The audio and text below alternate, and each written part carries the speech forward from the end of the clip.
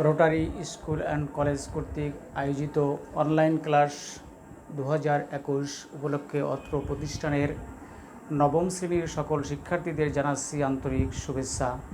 আশা করি এই মহামারী করোনাকালীন সময়ে তোমরা সবাই সুস্থ আছো, আমিও তোমাদের দোয়ায় এক প্রকার ভালো আছি। এই মহামারীর সময় আমরা শ্রেণী পাঠদান করাতে না পেরে এই অনলাইন ক্লাসের মাধ্যমে আমরা পাঠদান করাচ্ছি। তারই ধারাবাহিকতায় আমি আজ নবম শ্রেণীর বাংলা সাহিত্য, বাংলা সাহিত্যের অর্থাৎ বাংলা প্রথম পত্রের গদ্যাংশ থেকে একটি গল্প নিয়ে তোমাদের সামনে আলোচনা করব। গল্পটির নাম হলো মমতাদি। মমতাদি একটি গল্প। গল্পটির লেখক হলো মানিক বন্দ্যোপাধ্যায়।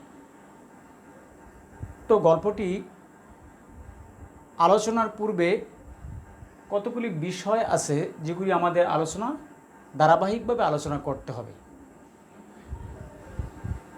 তো প্রথমে এই মমতাদি গল্পটির লেখক মানিক বন্দ্যোপাধ্যায়, এই লেখক পরিচিতি, এটা নিয়ে আলোচনা করতে হবে। এরপরে আসবো আমরা পাঠ পরিচিতি। পাঠ পরিচিতির পরে আসবো পাঠ বিশ্লেষণ। পাঠ বিশ্লেষণ এর পরে আমরা যে পদক্ষেপে আসবো সেটা হলো এই পাঠের ভিতরে যেগুলি আছে শব্দার্থ ও টিকা। এর ভিতরে কঠিন কঠিন কতগুলি শব্দ আছে, সেই শব্দগুলি নিয়ে তার অর্থটা বলা, বুঝিয়ে দেওয়া এবং বিশ্লেষণ করা। এরপর যেটা আসবো সেটা হলো আমরা এখানে দুই ধরনের প্রশ্ন আসে পরীক্ষায়, সেই প্রশ্নের ধারাগুলি সম্পর্কে সংক্ষিপ্ত পরিচয় তুলে ধরা। একটা হলো বহু নির্বাচনী প্রশ্ন আর একটা হলো সৃজনশীল প্রশ্ন। এই দুই ধরনের প্রশ্ন নিয়ে আলোচনা করা। তো এই ধারাবাহিকভাবে আমরা একটা গল্প বা কবিতা তোমাদের সামনে এভাবে তুলে ধরতে পারব। আর এই তুলে ধরার মাধ্যমে তোমরা এখান থেকে শিক্ষণীয় বিষয়গুলি অর্জন করতে পারবা বলে আমি আশা করি। তাহলে আমরা প্রথমে আসি এই মমতাদি গল্পের লেখক মানিক বন্দ্যোপাধ্যায় সম্পর্কে সংক্ষিপ্ত পরিচিতি। তো মানিক বন্দ্যোপাধ্যায় 1908 সালে তিনি 1908 সালের বিহারের সাঁওতাল পরগনায় তিনি জন্মগ্রহণ করেন। এই বিহার সাঁওতাল পরগনা ছিল, সেখানে তিনি জন্মগ্রহণ করেন। আর তার প্রকৃত নাম ছিল প্রবোধ কুমার বন্দ্যোপাধ্যায়। তার প্রকৃত নাম ছিল প্রবোধ কুমার বন্দ্যোপাধ্যায়। তার পৈতৃক নিবাস ছিল মুন্সিগঞ্জ জেলার বিক্রমপুর অঞ্চলে। বৃহত্তর ঢাকা জেলার ভিতরে মুন্সিগঞ্জ একটা অঞ্চল ছিল, সেই অঞ্চলের বিক্রমপুরে তার পৈতৃক নিবাস ছিল। তো মানিক বন্দ্যোপাধ্যায় 1926 সালে তিনি এসএসসি পাস করেন বা মেট্রিক পাস করেন এবং 1928 সালে তিনি আইএসসি পাস করেন। অতঃপর তিনি কলকাতার প্রেসিডেন্সি কলেজে গণিতে অনার্সে তিনি ভর্তি হন। এই গণিতে অনার্স পড়া অবস্থায় বা অধ্যয়নরত অবস্থায় তিনি অতসী মামি নামে একটি সাহিত্য পত্রিকা বের হয়। এই সাহিত্য পত্রিকায় তিনি লেখালেখি শুরু করেন। তো লেখালেখির এক পর্যায়ে তিনি পড়াশোনাকে বাদ দিয়ে এতই মগ্ন হন যে তিনি গণিতে অনার্স আর তিনি শেষ করতে পারেননি। এরপর তিনি পত্রিকায় লেখালেখিটাকে আরও বেশি জোর দেন এবং সেটাকেই তিনি প্রধান জীবিকা হিসেবে জীবিকার অবলম্বন হিসেবে তিনি এটা গ্রহণ করেন। তো তিনি মাত্র 21 বছর বয়সে তিনি 21 বছর বয়সে তিনি কী করেন, দিবারাত্রি কাব্য নামে একটি কাব্য রচনা করেন। মাত্র 21 বছর বয়সেই তিনি দিবারাত্রি কাব্য নামে একটি কাব্য তিনি রচনা করেন। এরপর তিনি পদ্মা নদীর মাঝি তার বিখ্যাত একটি গ্রন্থ, তারপর পুতুল নাচের ইতিকথা তার একটি বিখ্যাত গ্রন্থ। এছাড়াও তিনি আরও প্রায় 50টির অধিক তিনি গ্রন্থ রচনা করেছেন। তো এই রচনাগুলির ভিতরে উল্লেখযোগ্য যেগুলি আছে সেগুলি হলো জননী, চিহ্ন, শহরতলি, তারপর অহিংস, চতুষ্কোণ, এগুলি তার উল্লেখযোগ্য গ্রন্থ। এরপর 1956 সালের 3রা ডিসেম্বর তিনি পরলোক গমন করেন। এ হলো লেখক পরিচিতির সংক্ষিপ্ত পরিচিতি, এখানে আমি তুলে ধরছি তোমাদের সামনে। এরপর আমরা আসব পাঠ পরিচিতি। এই মমতাদি গল্পটির সংক্ষিপ্ত পরিচয়। গল্পটি বেশ বড়, তারপর এখন সংক্ষিপ্ত পরিচয়টি আমি তোমাদের সামনে একটু তুলে ধরলে এরপর পাঠ বিশ্লেষণে যখন যাব তখন তোমাদের একটু বুঝতে সহজ হবে। তো মানিক বন্দ্যোপাধ্যায়ের সরীসৃপ গ্রন্থের অন্তর্ভুক্ত মমতাদি গল্প।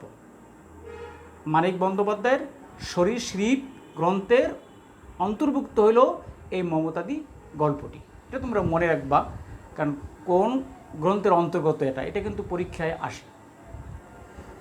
এই গল্পে গৃহকর্মে নিয়োজিত মানুষের প্রতি মানবিক আচরণের দিকটি প্রাধান্য পেয়েছে।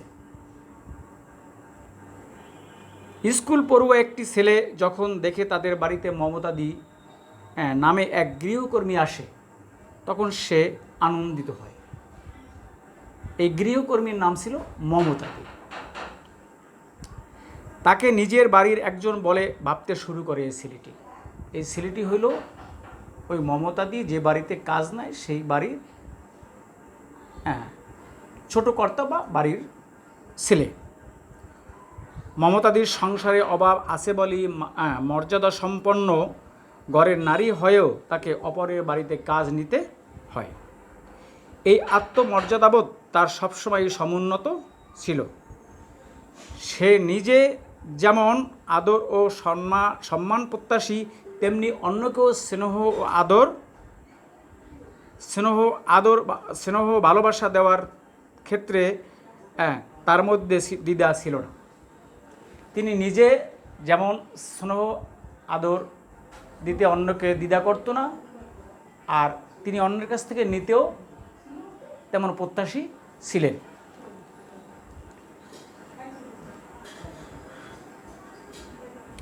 স্কুল পড়ুয়া ছেলেটি তাই মমতাদির কাছে ছোট ভাইয়ের মর্যাদা লাভ করে। সম্মান ও সহমর্মিতা নিয়ে মমতাদির পাশেও দাঁড়ায় স্কুল পড়ুয়া ওই ছেলেটি এবং তার পরিবার। প্রকৃতপক্ষে আমাদের গৃহকর্মে যারা সহায়তা করে থাকেন তাদের সঙ্গে সৌহার্দ্যপূর্ণ অর্থাৎ বন্ধুত্বপূর্ণ সম্পর্ক স্থাপন করা আমাদের আবশ্যক বা জরুরি, কারণ আত্মসম্মানবোধ তাদেরও আছে।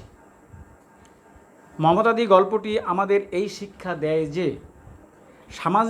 সামাজিক শ্রেণী মানবিক সম্পর্ক প্রতিষ্ঠার কোনো বাধা সৃষ্টি করতে পারে না।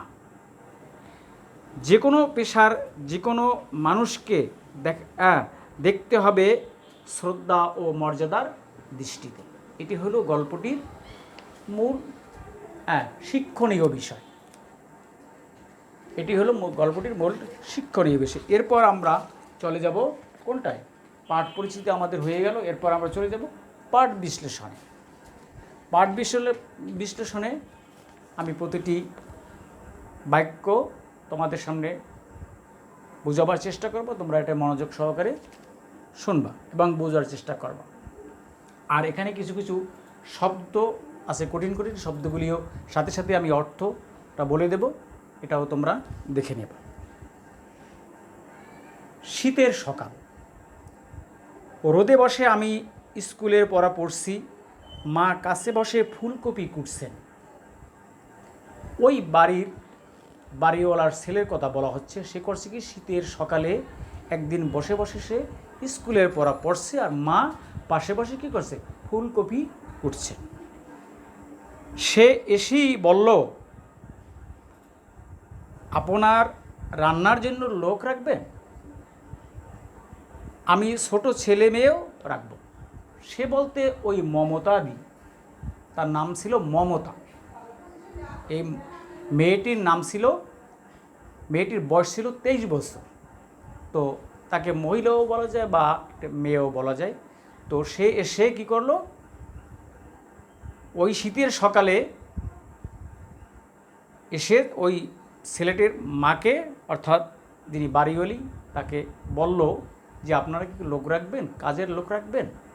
তো আমি বাড়ির কাজও করব এবং ছোট ছেলে মেয়েদেরকেও দেখাশোনা করতে পারব। নিঃসংকোচ আবেদন। নিঃসংকোচ মানে কোনো লোকলজ্জা ছিল না, কোনো এর ভিতরে কোনো লোকলজ্জা নাই, কোনো ধরনের সংকোচ তার ভিতর ছিল না। একেবারে সংকোচহীনভাবে সে কথাটি বলল। বোঝা গেল সংকোচ অনেক ছিল, কিন্তু প্রাণপণ চেষ্টায় অতিরিক্ত জয় করে ফেলেছে। মানে অভাবের তাড়নায় সে তার মান সম্মান মর্যাদা এগুলি সে রেখে সে মানুষের বাড়িতে কাজের জন্য বেরিয়ে আসছে। তাই কাজ করার কথা বলতে তার ভিতর কোনো সংকোচ ছিল না, কোনো লজ্জা তার ভিতর ছিল না। তাই যেটুকু সংকোচ নিতান্তই থাকা উচিত তাও এর নেই। কারণ এটুকু বলতে কারণ সে ছিল একজন মর্যাদাশালী পরিবারের মেয়ে, এই মমতাদি। তো একজন মর্যাদাশালী পরিবারের মেয়ে যদি এখন মানুষের বাড়িতে কাজ নেয়, তো তার একটু সাধারণত সংকোচ থাকে বলতে অথবা কাজ করতে, কেমন লাগে। কিন্তু এই সংকোচটুকু তার ভিতর ছিল না এই বলাটার ভিতরে। বয়স আর কত হবে? বছর 23, অর্থাৎ মমতার বয়স ছিল কত? 23 বছর। পরনে সেলাই করা ময়লা শাড়ি, পাড়টা বিবর্ণ লাল, অর্থাৎ ময়লা ছিঁড়া একটা কাপড় পরা ছিল এবং কাপড়ের পাড়টা ছিল কি বিবর্ণ লাল, অর্থাৎ বর্ণটি কী ছিল, বাড়ি ধূসর হয়ে গেছে, অর্থাৎ সেটি রং উঠে গেছে বা ময়লায় সেটি লাল রংটা অনেকটা কমে গেছে, তাই বিবর্ণ, অর্থাৎ বর্ণটা অনেকটা নষ্ট হয়ে গেছে। সীমান্ত পর্যন্ত গংটা, সীমান্ত পর্যন্ত বলতে অর্থাৎ এই চোখ পর্যন্ত এখানে বোঝানো হয়েছে, এ পর্যন্ত তার গংটা দেওয়া ছিল। কারণ লোকলজ্জাটা তো অবশ্যই থাকে, এরকম একটা মর্যাদা সম্পন্ন পরিবারের মেয়ে হয়েও আজকের দারিদ্রতার কারণে বা অভাবের কারণে তিনি যখন কাজ করতে আসছে তো একটু তো তার সংকোচ লাগে, তাই সে সীমান্ত বলতে এখানে চোখ পর্যন্ত তার একটা ঘোমটা টানা ছিল। ঈষৎ বিশীর্ণ মুখ, ঘাড় শ্রান্তির ছায়া। ঈষৎ মানে সামান্য, বিশীর্ণ মানে একটু শুষ্ক, মুখটা কি ছিল একটু শুষ্ক। গাঢ় শ্রান্তির ছায়া, গাঢ় শ্রান্তি বলতে একটু তার মুখের ভিতরে একটা ক্লান্তির ছাপ ছিল। শুষ্ক মুখটা ছিল, এবং একটু ক্লান্তির তার ছাপ ছিল মুখের ভিতরে। স্থির অচঞ্চল দুটি চোখ, স্থির অচঞ্চল দুটি চোখ, চোখ দুটি ছিল কি, কারণ চোখ দুটি স্থির ছিল, চঞ্চল ছিল না, অচঞ্চল চঞ্চল ছিল না। তার কারণ অভাবের তাড়নায় তার বিভিন্ন চিন্তায় তার চোখ দুটি কী হয়েছে, একটু শান্ত হয়ে গেছে, চঞ্চল আর নেই তার চোখের ভিতরে। কপালে একটি ক্ষত চিহ্ন, আন্দাজে পরা টিপের মতো। তার কপালের ভিতরে একটা ক্ষত চিহ্ন ছিল, যে কোনো একটা দাগ ছিল, সেটা আন্দাজে অর্থাৎ মনে হচ্ছে যে একটা টিপ পরা, আসলে টিপ না, সেটা ছিল কি করা, একটা ক্ষতের চিহ্ন। মা বললেন, তুমি রাঁধুনি? মা মমতাকে বলল, তুমি রাঁধুনি? চমকে তার মুখ লাল হয়। এই কথাটি শোনার পর তার ভিতরে একটু চমক লাগলো এবং মুখটা কী হয়ে গেল, একটু লাল হয়ে গেল। সে চমক ও লালিমার বার্তা বোধহয় মার হৃদয়ে পৌঁছল। তার ভিতরে যেটা প্রতিক্রিয়া, এই কথাটা শোনার পর প্রতিক্রিয়া আসলো তার ভিতরে, এটা মা বুঝতে পারলো। হ্যাঁ, বুঝতে পেরে তাকে বলল কি, হ্যাঁ, তাকে কোমল স্বরে মা বললেন, অর্থাৎ খুব নরম সুরে তাকে বললেন, হ্যাঁ, বসো বাসা। হ্যাঁ, বসো বাসা, অর্থাৎ বাসা মানে, হ্যাঁ, এখানে ছোট ছেলে মেয়েদেরকে বোঝানো হচ্ছে। বাসা বলতে ছোট ছেলে মেয়েদেরকে বোঝানো হচ্ছে। এই ছোট ছেলে মেয়েদেরকে আদর করে বাসা বলে। তাই এই সুরে তার মা, এই কোমল কণ্ঠে তার মা তাকে বাসা সম্বোধন করে বসতে বলল। সে বসল না, অনাবশ্যক জোর দিয়ে বলল। অনাবশ্যক বলতে যেটা একেবারে আবশ্যক না, হ্যাঁ, জোর দিয়ে বলল, হ্যাঁ আমি রাঁধুনি।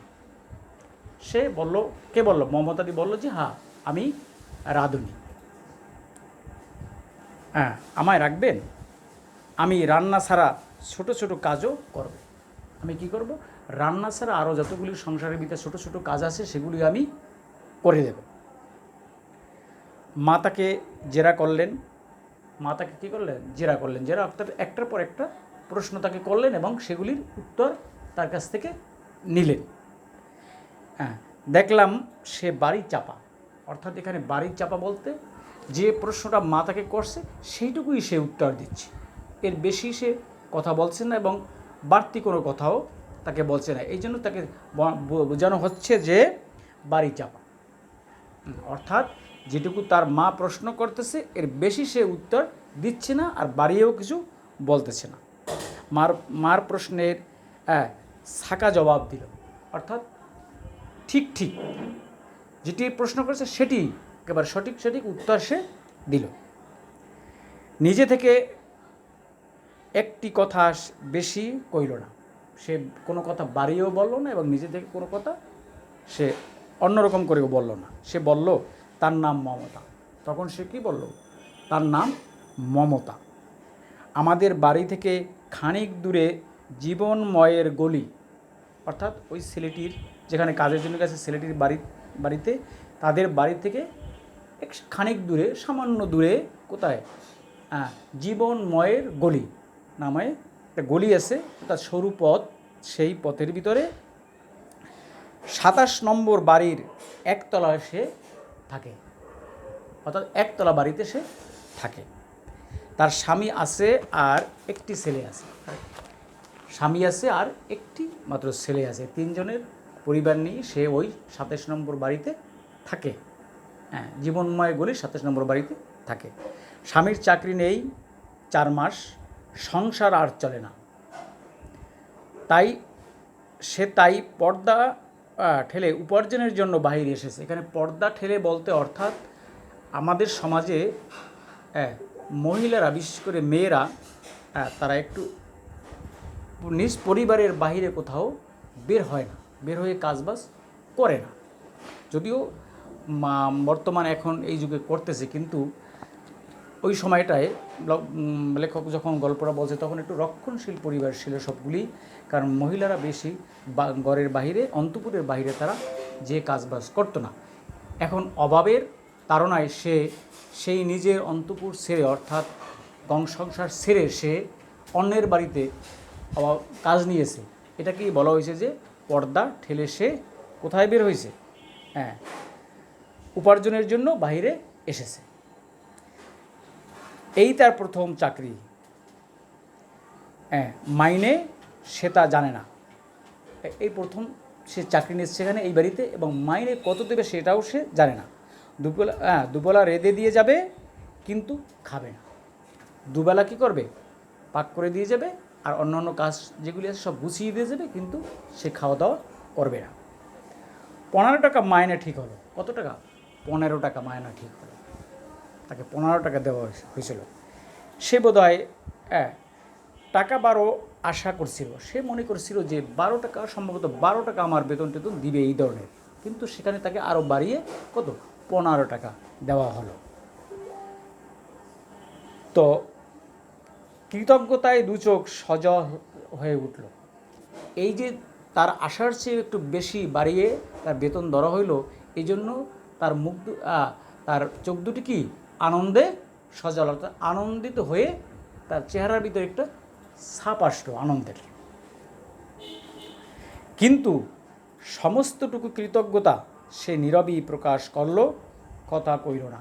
এই আনন্দটুকু অর্থাৎ সে নীরবে তার ভিতরে ভিতরেই সেটা অনুভব করলো, কিন্তু সেটুকু সে মুখ বা ইশারা ইঙ্গিত দিয়া কোনো রকমে সে প্রকাশ করল না।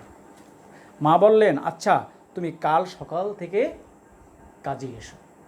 মাতাকে বলে দিল, তুমি কাল সকাল থেকে আমার বাড়ি কাজে এসো। সে মাথা হেলিয়ে সম্মতি জানিয়ে তৎক্ষণাৎ চলে গেল। সে করলো কি, মাথা হেলিয়ে বলো যে হ্যাঁ আগামী দিন আসবো, এই সম্মতি জানিয়ে সে ওই সময় ওখান থেকে চলে গেল। আমি গেটের কাছে তাকে পাকড়াও করলাম। ছেলেটি গেটের কাছে পাকড়াও করলো, মানে ওখানে তাকে সে পেল বা তার সাথে দেখা হলো। পাকড়াও বলতে এখানে কিন্তু অন্য কিছু মারামারি ধরাধরি এগুলি বোঝানো হয়নি, অর্থাৎ সে ওখানে তার সাথে দেখা হলো। শোনো, এখনই যাচ্ছ কেন? রান্নাঘর দেখবে না? আমি দেখিয়ে দিচ্ছি, এসো। ছেলেটি মমতাকে বলল যে তুমি এখনই চলে যাচ্ছ? তুমি তো রাত বা আমাদের বাসায়, তুমি রান্নাঘরটা দেখে যাবে না? কালকে এসে তো রান্নাঘরে ঢুকবা। এ কথা সে বলল। কাল দেখব। মমতা বলল যে রান্নাঘর আগামী দিন বা কাল দেখব। বলে সে 1 সেকেন্ড দাঁড়ালো। সে 1 মুহূর্ত না দাঁড়িয়ে সেখান থেকে সে চলে গেল। আমায় তুচ্ছ করে দিয়ে চলে গেল, অর্থাৎ আমার কথাটাকে সে গুরুত্ব না দিয়ে সে চলে গেল। বলল কালকে এসে দেখব। ওকে আমার ভালো লেগেছিল। অর্থাৎ এখানে ভালো লাগা বলতে কারণ ও তো ছেলেটি ছিল বেশ ছোট, কম বয়সী, আর ও ছিল কত 23 বছর, মমতা ছিল 23 বছর। এই ভালো লাগাটা হলো কি, বড় ভাই বোন এর সাথে ছোট ভাই বোনের যে ভালোবাসাটা, এই ভালো লাগাটা। ওর সঙ্গে ভাব করতে ব্যস্ত হয়ে উঠলাম। অর্থাৎ ওর সাথে আমি কি, যেমন বড় বোনের সাথে ছোট ভাইয়ের যেরকম ভাব বা সম্পর্ক, যেরকম ভালোবাসা থাকে, এইরকম ভাব করা সে কী করলো, শুরু করলো।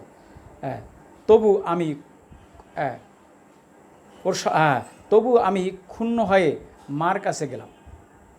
ওই কথাটা শুনে কী করলো, সে তার মার কাছে গেল। একটু বিস্মিত হয়েও যার অমন মিষ্টি গলা, চোখে মুখে যার উপসে পড়া স্নেহ, তার ব্যবহার এমন রূঢ়। অর্থাৎ সেই মমতার চেহারার ভিতরে একটা মায়াবী ভাব ছিল। সব কিছু মিলিয়ে আপাদমস্তক তার একটা মায়াবী ভাব ছিল। এটা ওই ছেলেটি তোমার বুঝতে পেরেছে। কিন্তু তারপর এ ধরনের আমার সাথে রূঢ় আচরণ সে কীভাবে করলো? অর্থাৎ সে আমাদের সাথে এভাবে খারাপ আচরণ সে কেন করলো? আমি তাকে বললাম যে আসো রান্না করে দেখবে না, কিন্তু সে না দেখবে না বলে চলে গেল, আগামী দিন আসবে বলে। এরকম করলো কেন? এতে সে একটু মনক্ষুণ্ণ হলো। মা বললেন, পিছনে ছুটেছিলি বুঝি ভাব করতে? ভাবিস না, তোকে খুব ভালোবাসবে। বারবার তোর দিকে এমন করে তাকাচ্ছিল। তুই কোনো চিন্তা করিস না, তোর সে খুব আদর স্নেহ করবে, কারণ তোকে সে দেখে বারবার তোর দিকে সে তাকাচ্ছিল। তো তোকে সে খুব ভালোবাসবে, তুই এ নিয়ে কোনো চিন্তা করিস না। এ কথা বলে মা ওকে সান্ত্বনা দিল। তো ঠিক আছে, আজকের আমি তোমাদেরকে এই গল্পটির এই যেটুকু দেখালাম, এটুকু তোমাদেরকে আমি পাঠ বিশ্লেষণ পর্যন্ত আমি আসলাম। যেটুকু পর্যন্ত আসছি, পরবর্তী ক্লাসে আমি আবার এই পাঠ বিশ্লেষণে এখান থেকে আমি শুরু করব। পরবর্তী ক্লাসে তোমরা এখান থেকেই আমার সাথে ক্লাসে অংশগ্রহণ করবা, এ বলে আমি আগামী ক্লাসের আমন্ত্রণ জানিয়ে এখান থেকেই বিদায় নিচ্ছি। সবাই ভালো থাকো, সুস্থ থাকো, এ বলে আমি তোমাদের থেকে আজকের মতো বিদায় নিলাম। খোদা হাফেজ।